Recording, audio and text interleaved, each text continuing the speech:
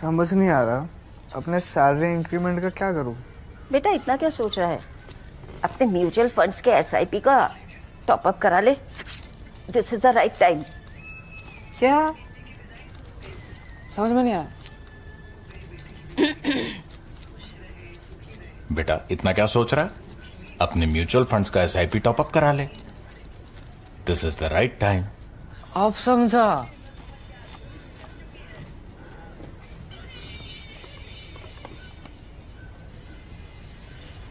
Mutual fund investments are subject to market risks.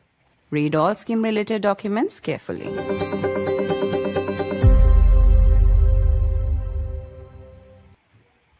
Tensions between India and Bangladesh are soaring. This as a Shashi Tharoor-led parliamentary panel has warned that the emerging situation in Bangladesh with the return of Islamist anti-India forces might be the biggest strategic challenge and threat to India since 1971. Bangladesh is on the boil once again. I'm Barkha Dutt. You're with the Mojo Story.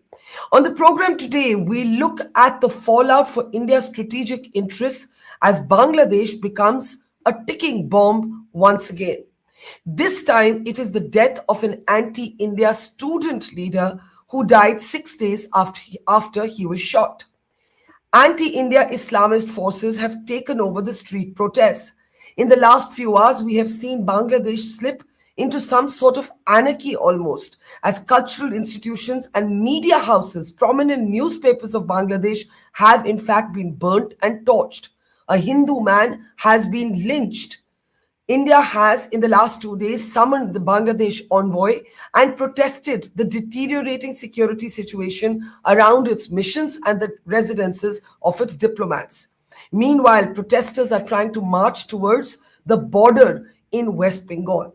As I mentioned, a parliamentary panel led by Shashi Tharoor has warned that the situation in Bangladesh is emerging to be one of the biggest strategic challenges for India since 1971. Just 2 days ago, in fact, India commemorated Vijay Diwas, the birth of Bangladesh enabled by the Indian Army. Forces in Bangladesh today are trying to now erase that history. Mujibur Rahman's house was among those torched and attacked by protesters. This even as the country waits for the next set of elections. Yes, Sheikh Hasina is still in India, but the Foreign Secretary has clarified to a parliamentary panel, the same Tharoor-led panel, that the government of India does not facilitate her political activities in any manner. What's happening in Bangladesh? What's happening between India and Bangladesh? What does this mean as China and Pakistan play their own games in Bangladesh? Let me introduce three very distinct and distinguished guests today. Ambassador Veena Sikri is with us. She's a veteran diplomat. She has, of course, special expertise in Bangladesh, a country where she has on-ground experience. It's good to see you, ma'am. Also joining us is our Bangladeshi guest today with, of course, his own perspective, likely to be very different from what I have just spelled out. Political analyst Mohd Ishraq. Welcome to the program, Mr. Ishraq. And also joining me is veteran journalist and writer and editor Padma Rao, who has spent years covering the foreign policy beat and the immediate neighborhood. Thank you very much. As I mentioned, anti-India protests are now dominating the street in Bangladesh, where homes, missions, media houses, everything, cultural institutions, everything is up for grab after an anti-India student leader died 6 days after he was shot. We have seen horrific images come out of Bangladesh. If we can actually move to those images of violence to give you a sense of what's been happening on the streets. Media houses, major newspapers of Bangladesh are also under attack. Let me get the Indian perspective here, and then I'll come to my Bangladeshi guest. Ambassador Sikri, the parliamentary panel led by Mr. Tharoor is calling this a worrying situation for two reasons. China and Pakistan, their influence, the rapprochement between the Yunus regime in Pakistan, the rise of Islamist anti-India forces, and the fact that there is a kind of rupture, as the panel argues, in the political system, where nobody in fact knows who's in control. How do you see the last few hours that have unfolded in Dhaka and elsewhere? Well, thank you, Barkha. I think the last few hours, as they have unfolded, are intrinsically linked to what has been happening in Bangladesh since July, August 2024. And I think we have to recognize that the forces that brought about the regime change operation in July, August 24, it was not a students' uprising. It was not spontaneous at all. It was no revolution. It was a meticulously planned, to use Mohammed Yunus's own words, meticulously planned regime change operation led by the Jamaat-e-Islami of Bangladesh, backed by Pakistan, and backed in turn by other external Western powers. And certainly when Pakistan is there, you know that China is fully involved with that. Basically, the objective of the revolution, of this regime change, I will not call it a revolution at all. The objective of the regime change was to reverse what happened in 1971. Notice that the forces that brought about the regime change are all those that were on the losing side in 1971. Whether it was Pakistan, the Radhakars of Bangladesh, the Jamaat-e-Islami, America, all of them were on the losing side in 1971. And now they brought about this change, wanting to reverse and go back to the pre-1971 situation. And that is what Pakistan has been focusing on in the last 18 months of their activities in Bangladesh. So the Jamaat-e-Islami, even this person who has been killed, Osman Hadi, he's a Islamic Chhatra Shibir person. He's a person from the Jamaat-e-Islami. And he has been, and they've all been espousing strong anti-India rhetoric just from July of last year, even before July of last year, linking whatever Sheikh Hasina did, whatever she's accused of, with India. And because of that, saying you've got to condemn India. And also we to combine it with saying, you mentioned the death of Dipu Charan Das, and I think that's very valid a pointer that you have raised, because many are totally ignoring it. And the first thing, Sheikh Hasina's plane had hardly left Bangladesh territory when the attack on the minorities began. The Hindus, the Buddhists, the Christians, Sufis and the Ahmadiyya, the attempt was to drive them out and to have, and this has been continuing. What happened to Dipu Charan Das yesterday is the most barbaric example, a medieval killing. You beat somebody to death, you put them on a stick, you burn them, you throw the body on the highway. This is barbaric. This is not a 21st century civilization. These are not people who belong to the 21st century who are doing this. And I think the strongest condemnation is needed for that. And I think that the point is that over these last 18 months, despite all these efforts by the Jamaat-e-Islami and others, their popularity has not gone up. They thought that now they will be the one, they will have this anti-Indian campaign and they will be so popular suddenly that they will win the election. But that has not happened. People are now remembering Sheikh Hasina and saying, Aage balo Sheikh, it was better earlier. And in fact, because of this, the Yunus regime has banned the Awami League, has banned the Jatiya Party from taking part. This is completely undemocratic. And in fact, the uncertainty, the killings, this is all that's happening in Bangladesh is because of this, because the Awami League vote bank is intact. They want to take part in the elections. Pratham Alo, the newspaper that was torched, the single largest Bengali language newspaper of Bangladesh, 7.6 million online and print edition.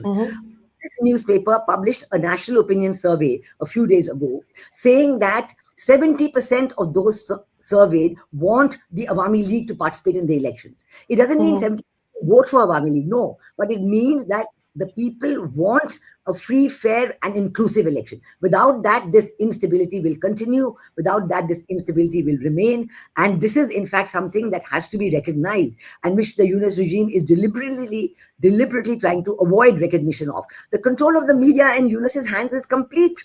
I mean, they have taken over all the media houses, but yet when Pratham Alo published a survey of 70% wanting Awami League to participate, their offices have been burnt.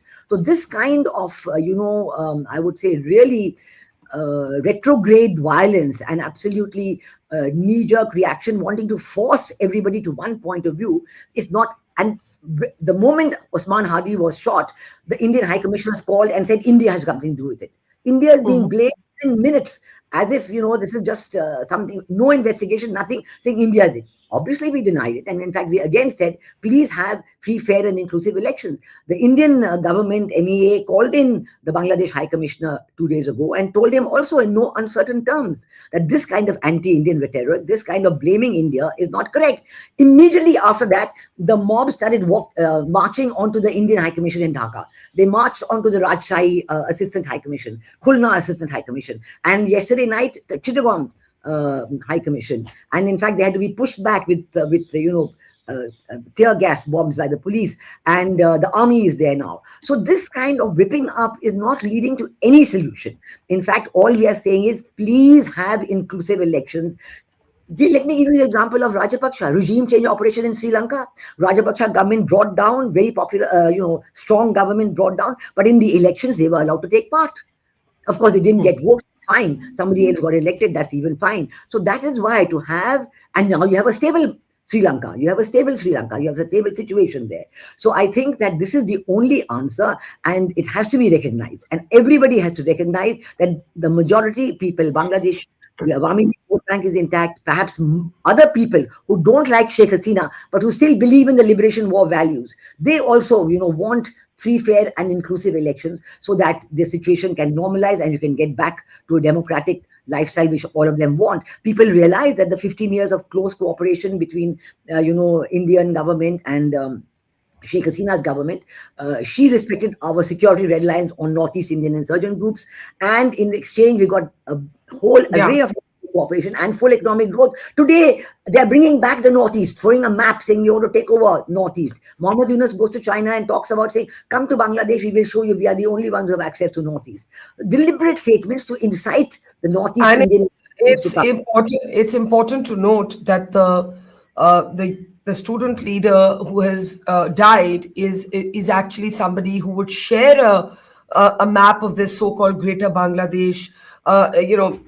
Picking up Ambassador Sikri on the point that you just made. Now, I want to bring in our guest from Bangladesh, but I'm told there's a power cut. Oh, he's back with us, and then I'll come to Padma. Let me get Mohd Ishraq now. Mohd Ishraq, I understand that your perspective might be very different from us in India. My question, therefore, will be very specific to avoid a sort of tutu meme finger pointing between you and us. My question is, why are Bangladesh media houses being set on fire? Why are two of the largest newspapers being set on fire?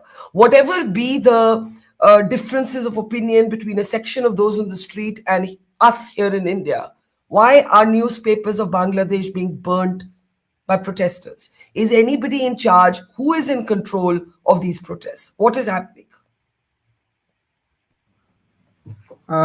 Thanks for inviting me.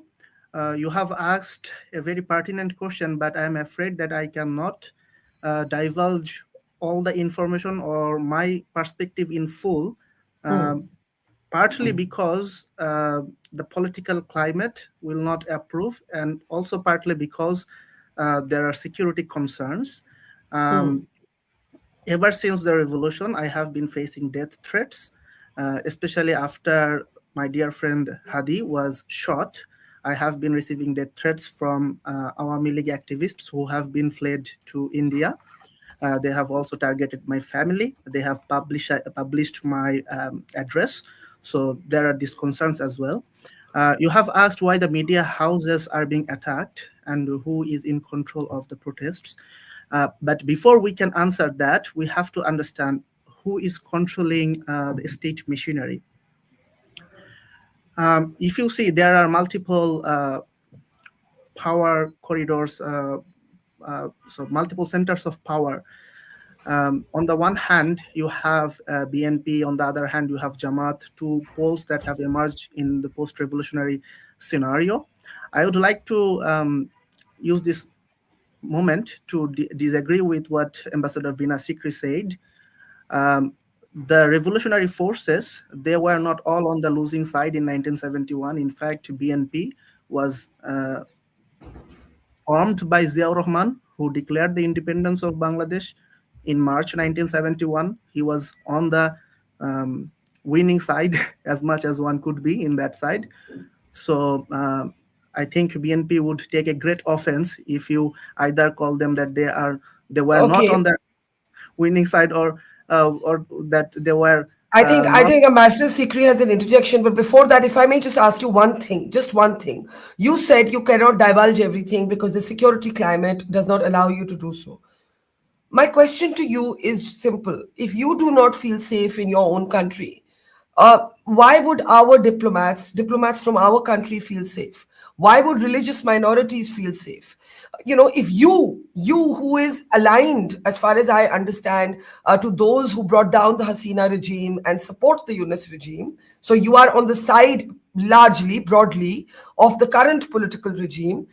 If you do not feel safe, what about those who disagree with this regime? What about those from India who are still stationed there as representatives of our country? What about religious minorities, Mr. Ishraq?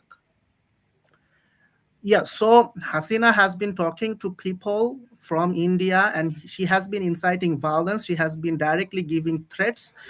She has been saying that, okay, you just you don't tell me that you can do this and this thing. You just kill people and show me. These are the things. So you're saying Sheikh Hasina is so powerful that sitting in Delhi without any support system but her personal devices, she can actually direct the entire situation in Bangladesh. She has that much of a following. Well, Hadi has been killed by her people, and her people, as far as our government is telling us, they have fled to India. So I'm not accusing that India is behind this, but the fact is the people who have been doing it, they are using India as their base and they're fleeing to that country. I should say here, Mohd Ishraq, that India has specifically rubbished that allegation and has said it's absolutely untrue. In fact, the envoy of Bangladesh here in Delhi was summoned. India protested very fiercely. So just as your government is sharing things with you, I should share with you what our government is sharing with us. That said, Ambassador Sikri had an interjection, and then I'll come to Padma, and then, of course, we have more questions. Ambassador Sikri, we are in a very peculiar situation. We are in a situation where India has condemned the attempt to link us to the death of this man who was an anti-India student protester. However, this kind of anti-India sentiment that is being whipped up on the streets that you hear in many sections of Bangladesh political opinion today, that doesn't answer why their own newspapers are being targeted. Surely they're not saying Sheikh Hasina's people are setting these newspapers on fire. I mean, what is going on here? Ambassador Sikri and then Padma. Yeah, absolutely. So just one very quick question where he had talked about the BNP being a revolutionary force. I think we should know that the BNP is today split. There's a moderate faction of the BNP who in fact had supported the issue of Awami League participating in the elections, because the BNP knows that they themselves were criticizing Sheikh Hasina on this issue of elections and participation in elections. So it is a mockery for Muhammad Yunus to now hold elections banning the Awami League because he's doing the same thing that he accused Sheikh Hasina of doing, number one. So BNP certainly has been supporting Sheikh Hasina, but there is a strong pro-Jamaat Islami section of the BNP, and they have been they have subdued the other section and so on. So that is one thing. Secondly, I think that this whole issue of saying that, at least you're recognizing that it's a Awami League activist or anybody, you're accusing them, although I don't even know if that's correct. But saying that they have fled to India, your own border guards have nothing to do with it. I mean, you think that, that you have no border guards at all. They're all gone to sleep and they can, just let people come in and out of the country. Blaming India for everything is not the answer. And you must also understand the great strategic restraint that India is showing. We are allowing all the trade to go through, all the rice and other things to keep, the difficulties for the common man in check. Otherwise, we know in the situation that is there today, how many factories have been burnt, economic output is at a complete low, no foreign investment, prices very high, rampant unemployment. All this is a very volatile mix. And that is what is causing a huge amount of dissatisfaction. Please don't put everything in terms of politics. Common men have, common awam, as we call them, the people, they have their own lives to live. And they have their own necessities. The duty of interim regime is not a government. It is an unconstitutional, illegal government. It has no reason to exist because it should have had, even if you consider it a caretaker, which it is not, it should have had elections within 90 days and it should have had a non-party caretaker government. All the Islamist groups were in the caretaker advisors. So they have no right to conduct these elections. It would be a proper caretaker. Let me get Padma to come in, and then I'll come back to you, Mr. Ishraq. Padma, you haven't spoken yet. I have a few questions. We have seen known extremists actually holding rallies on the streets of Bangladesh. Mohd Ishraq may differ with my nomenclature, but if we can just, in fact, show some of these images, you have Sheikh Hasina's son making the allegation that terror groups like the Jaish and Lashkar are now able to operate from Bangladeshi soil. This is something he has said to me on record. Before I get Mohd Ishraq to respond to that, this lashing out at India, also a long march. What I find contradictory is, on the one hand, it is being said that two people have fled to India. On the other hand, protesters are actually taking out a long march to the border. So they're almost ratcheting up the situation at the border, where anything can happen. Anything can happen if you provoke Indian security forces at the border. As Ambassador Sikri said, there's a lot of restraint being shown by India. What is even going on here? Hi, Barkha. Thank you for having me on your show. The first thing, I don't know if you can hear me because some parts of your question were cut off. We can hear you. Yeah, thank you. But as our guest from Bangladesh was saying, the needle of suspicion for this murder falls on the Awami League. Of course, that was to be expected. I have a few points to make, please bear with me.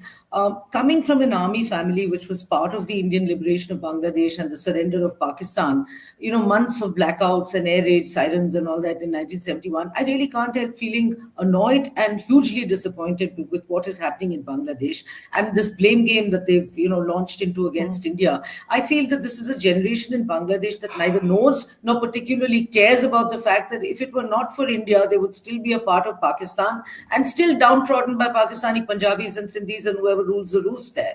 Now, this tilt, I'm glad you brought up the Jaish-e-Mohammed and Lashkar, because this tilt towards religious radicalism has been in place, as you know, since the mid-2000s. I reported out of there for Der Spiegel, as did my colleagues from Time and the erstwhile Far East Economic Review, that Ayman al-Zawahiri, the number 2 of Osama bin Laden, had been afforded safe passage through Dhaka and Chittagong at the behest of the Jamaat Islami, the same Jamaat Islami, which received me courteously, but of course did not confirm, but did not deny these reports. Now, that was during Begum Khalida Zia's tenure as PM, and the BNP was always close to the Jamaat.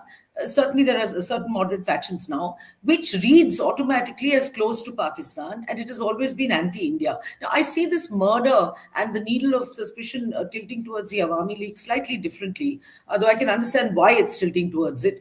The Jamaat and the BNP, I feel, are poised to return at this election, which has been announced for February 12th, and because of the absence of the Awami League, I mean, largely because of that. And Hadi and his very volatile breed of followers may well have been seen as a threat, no longer an asset, for that return. So given Hadi's huge popularity and his, stance against practically all the so-called establishment in Bangladesh, he's rallied against Professor Yunus. He's spoken against various other factions of this this interim regime.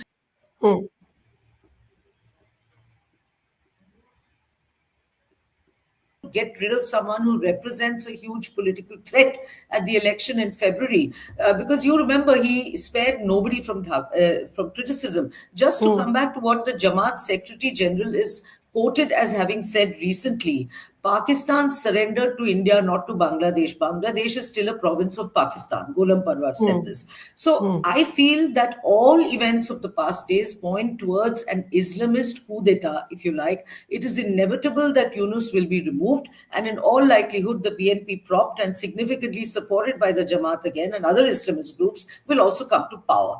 And the BNP, however, is likely to remain a puppet government with the actual power in the hands of the Islamists / controlled by Pakistan, and Bangladesh will go from being from a poor democracy to a rich democracy. It will now return to becoming a completely regressive Islamic country, or what's worse, a province of Pakistan, the erstwhile East Pakistan. So Professor Yunus is definitely losing control. And I mean, for instance, you mentioned the media houses. In his address, he condoned and restraint, and he said that let our law enforcement agencies carry out their investigations with professionalism. This makes me ask, where was the so-called professionalism and this rule of law when Osman Hadi was attacked? Surely, given the turbulent state of affairs since the ouster of Sheikh Hasina, vigilance and security, especially around the key protagonists who were behind their ouster, like Hadi, should have been increased. Absolutely. I think that last point is an excellent question. So let me take it to Mohd Ishraq. Two questions. One, Padma's point that why wasn't there more security around Hadi when he was such a key player in the ouster of Hasina? Surely his security is the responsibility of the Yunus government. Question one. Question two, from an Indian perspective, the reconciliation between Pakistan and Bangladesh is very interesting to watch. This is the month, as I said, we are just 2 days after Bangladesh was birthed, with the help, as you know, of the Indian Army, the 1971 war. We have just commemorated Vijay Divas here. The point being made here is that what the reconciliation with Pakistan, the tilt towards Pakistan, how do you explain that? So two questions there for you, Mr. Ishraq.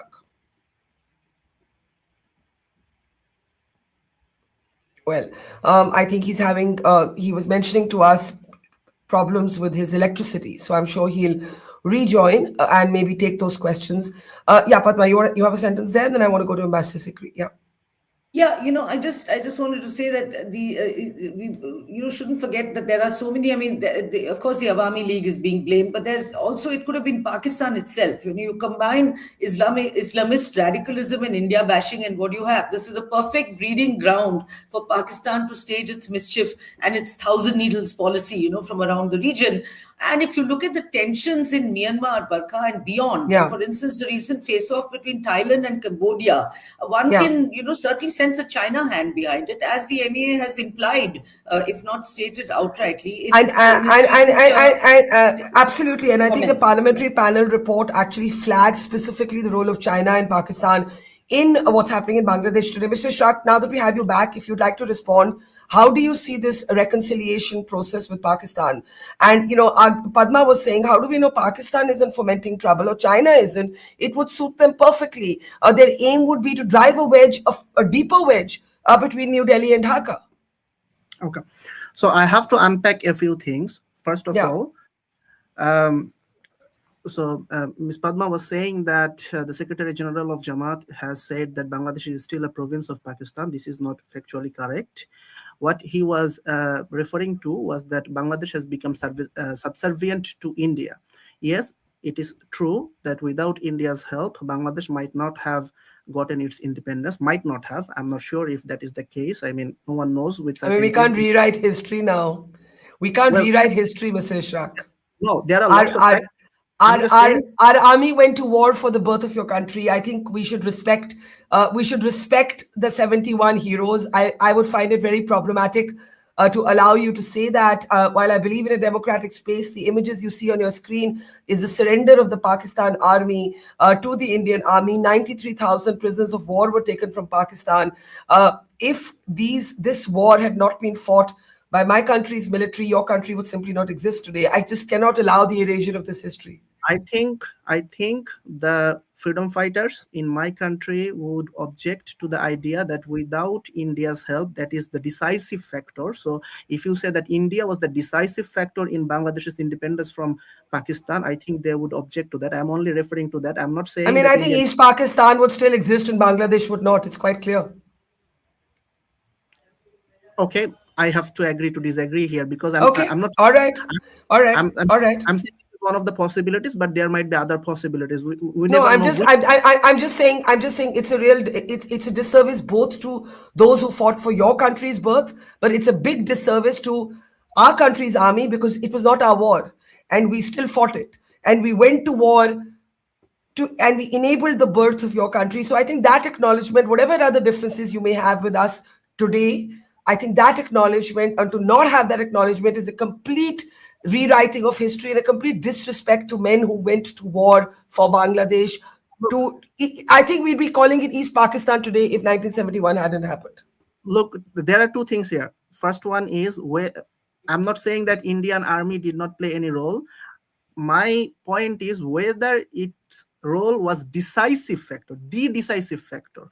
So that is a debate. I think I don't think it's a debate. With respect, I think my guests are also getting very agitated over this. So let me get 2 quick responses from them very quickly, because we have other questions for you. Ambassador Sikri, to you first. I think that the obsession of the people who are now think they're in power in Bangladesh, the obsession to prove that whatever India did was wrong is going to be the end of them, because the point is that the people of Bangladesh think otherwise. And I think I have lived in Bangladesh. I've lived in Bangladesh through a very difficult time, but I know the response of the people of Bangladesh. I'm not talking of the government of the day, which was very different, but I'm talking of the people of Bangladesh. And they value India and Bangladesh were shoulder to shoulder. And Bangladesh understood what was going on. And India's military intervention, India's military support was absolutely decisive. You're absolutely right, Barkha, on what you say. And the question that we were not even shoulder to shoulder, and that whether it was decisive or not, this is really a kind of a historical nitpicking, which will really cannot but be the end of this group's popularity in Bangladesh. But it also gives you a sense of the kind of dangerous post-generational, post-war, thinking you're dealing with. Just because everybody in India remembers 1947, even though generations have come afterwards. That's right. That's right. In Bangladesh also, everybody remembers. They're proud of the liberation war. Yeah. They're proud of the way Bangladesh became independent. Even though there are people who today are, trying to be rulers, but they may not even have been born in 1971, but that's fine. But you still remember the history of your country. Those who do not learn the lessons of history are forced to repeat them. They should remember that. Absolutely. Okay, Padma, very quickly, then I think we have to give Mr. Ishraq the mic again. Yeah. Very quickly, Ishraq, I think it's semantics that you're playing around with, because what you said is essentially exactly the same thing that the Secretary General of the Jamaat is being quoted as saying, including incidentally by your own media concerns. So, by saying that India merely fought a war with Pakistan in 1971 and that Bangladesh had nothing to do with it, I think you're doing a huge disservice not only to the Indian armed forces, but to each and every Indian of that generation who, actually sacrificed a lot. We laid down a lot, we sacrificed a lot, and I very well remember it. I was 11 years old or 10 years old. And I remember very well that Bangladesh, it was on everybody's lips. In fact, the entire nation wanted to liberate Bangladesh, not for India's own selfish reasons, but simply because there was bloodshed going on and there were terrible, absolutely, there was a terrible genocide. So you cannot tell me that the figures of that genocide were just merely sort of fantasized and drawn out of thin air by the Indians, neither by the Indian army nor by India. I think this will have to be one of the red lines of, as an Indian, that we will have to draw. But I want to ask you a contemporary question, Mr. Ishraq. And the contemporary question is, how do you see your relationship with Pakistan today? How does today's Bangladesh see the relationship with Pakistan? Well, I understand that every nation state has its own history. And the way you are drawing the red lines, it feels a bit suffocating. So you have to allow me some space so that... Sir, you don't have space to speak freely in your own country. I think you probably have more space on my program than you do in Dhaka today. But you said it yourself. In the beginning, you said, I can't speak openly, I'm not safe. Because of a fugitive person that you are harboring in India, I hope the government... So Sheikh Hasina in Delhi is, if you believe that Miss Hasina is so powerful that everything happening in Bangladesh today is because of her, then actually you acknowledge that she has great sway over the street and this regime is forced. You understand that there's a contradiction in terms in what you're saying. If Hasina's Awami League is directing all of this, if she's able to remote control from wherever she is in India, remote control this entire agitation, firstly, why would she encourage an anti-India agitation? Please do explain. Your argument is entirely illogical, okay. Mr. Ishraq. You have to give me some time. First of all, what Awami League wants at this moment is chaos, full of chaos. Its primary objective is to prevent... Ambassador Sikri, I respect your opinion, but you have to allow me to speak. Okay, please. So, the chaos. Why does it need the chaos? It needs the chaos to prevent the elections from taking place. Because if the elections take place free and fair without any fear of intimidation, 70 to 80%, that is my guess. I have been talking to the people on the street, although Ambassador Sikri might think that she knows Bangladesh better than I do and knows Bangladeshis better than I, despite being a Bangladeshi, no. the reality is people are eager to vote. They have not been able to vote for 17 years. The person that you are harboring in India, she has been denying us that right. I have never been able to vote in my adult life, so this will be my first time voting. So why did Yunus take so long to announce elections? Because we needed to enact reforms. Everything was rotten. Ambassador Sikri made a point that what the Bangladeshi border guards are doing, I would let her know what they were doing. So there was a person named Shukranjan Bali, a Hindu man, whose brother was killed by the West Pakistani military in 1971. He was abducted by Hasina's men, tortured to falsify his testimony against a Jamaat Islami leader, Hasina's opponent, Delwar Hossain Saidi. And when that Shukranjan Bali, a Hindu man, refused to follow Hasina's orders, he was found in Kolkata jail. So we now have our I don't know where we're going with this. I had a question for you which you haven't answered. How do you see Pakistan's role? Pakistan's role, well, look, with India, I don't know how many times I should have to be thankful to India for... I just asked you, how do you see Pakistan's role? I didn't ask you about India. Oh, yes, so we cannot be solely dependent on India. We have our food security concerns and other concerns. We have to diversify our sources for everything. We don't have a policy of enmity towards Pakistan.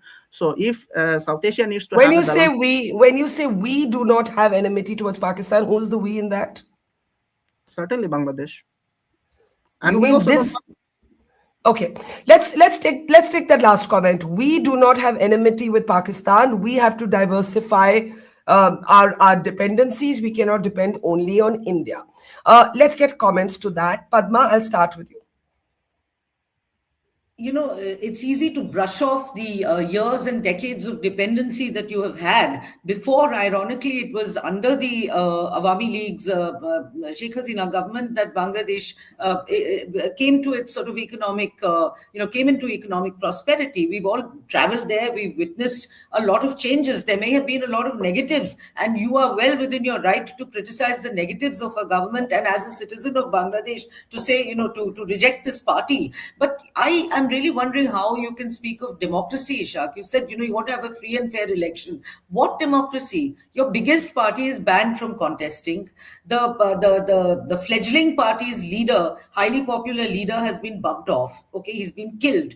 And at the age of 32, I mean, that too. So he had great promise for a long... so your whole, the average Bangladeshi's dream of shaking off the two, let's say the two large parties, the BNP and the Awami League, both of whom were almost sort of dynastic in their rule because they kept, rule kept changing hands between these two parties. Many young Bangladeshis, and I can empathize and understand with that, wanted to get rid of them and wanted a youth movement to come into existence. But that young man has been killed. So what democracy are you speaking of when you say you're going into election? Your biggest party is banned, and the minute institutions of liberalism, if you like cultural centers, media concerns, minorities are attacked and demolished and lynched, it is a surefire sign that a full-fledged, regressive, Pakistan-style Islamist state, or worse, as I said, a resurgence of or a return to East Pakistan is in the making, with ample help and support from the ISI,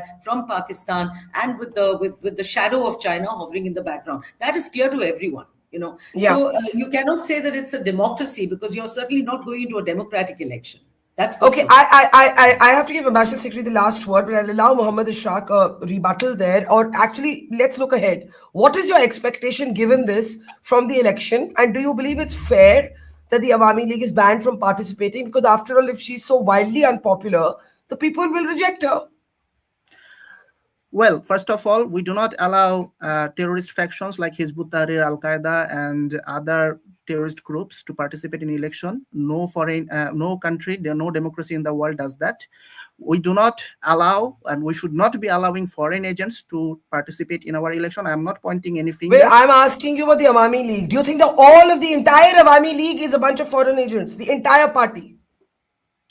That is very clear where it is based. The entire party, the entire political party that has been in the helm of Bangladesh government for years. You mean Bangladesh all these years was ruled by foreign agents? It was a neo-colonial form of government. It was a neo-colonial form of government. I find it very difficult to engage with this I just find it difficult to engage with this. You are basically saying, let me ask you again, Mr. Ishraq. You are saying that this entire entity is, Look, first one minute, let me ask my question. You are saying have the given entire, me the least amount of time of all the people. I'm asking you a question. You can answer the question, sir. So do you believe Mujibur Rahman was a foreign agent? Right now, the Awami League that we have, it is a foreign agent. It is a terrorist entity. It should not be allowed to participate in an election. No country, no democracy in the world. Just like I oppose the participation of Al-Qaeda, ISIS, and other terrorist factions to participate in what does one say if you are comparing in the same sentence, Mr. Ishraq, you are calling Awami League and Al-Qaeda in the same sentence? I don't know how to engage with that argument. Just because Awami League does not shout Allahu Akbar from the top of their lungs these days does not mean that it is not a terrorist. That's why I asked you. So Mujibur Rahman, the founding father of your country, whose statues were brought down by the men who ousted this government, is a foreign agent according to you, because he is the patron of the Awami League. So look, you have drawn so many red lines. I will not go there. I'm asking you a question, sir. Is Mujibur Rahman a foreign agent for you? You have drawn so many red lines beforehand. Okay. All right. Okay. Do you have a last? So my last thought. Let's look ahead. What do you expect from the election? What I expect from the election is that the party that many of you are saying that is the largest party in Bangladesh will be proved to be having no support. Well, how can we show that? We will show if there is no intimidation, as Hasina's son has openly declared that they will incite violence. If that does not happen, I think 70 to 80% will turn up for voting, and they will choose their leaders. And the Awami will be banished from the political equation. Okay, you have every right to absolutely hate or like any political party in your own country. I think we are no one to comment on that, but you are saying, okay, it's not a, okay, all right, that is your perspective. Padma, very quickly, I have to give Ambassador Sikri the closing word. I just wanted to say that, the guest from Bangladesh just said that he won't allow the Al-Qaeda to contest elections. Obviously, we're not saying the Al-Qaeda will contest elections, but you don't mind maintaining good relations, as you also said, with a country that is close not only to the Al-Qaeda, but a plethora of other terrorist groups. Now, that is a very, that's a peculiarity, because you spoke quite fondly of Pakistan, if I may say. Now, there is a tendency, Barkha, that would be my closing word, to romanticize, such protests as we have seen, not only in Bangladesh, in many other countries, as spring revolutions, somehow spearheaded by unhappy youth. As he said, the Awami League, we had a terrible time under the Awami League. I find that very difficult to believe, like you, because they were elected so many times over and over again. You can't say that each and every election was a sham, to start with.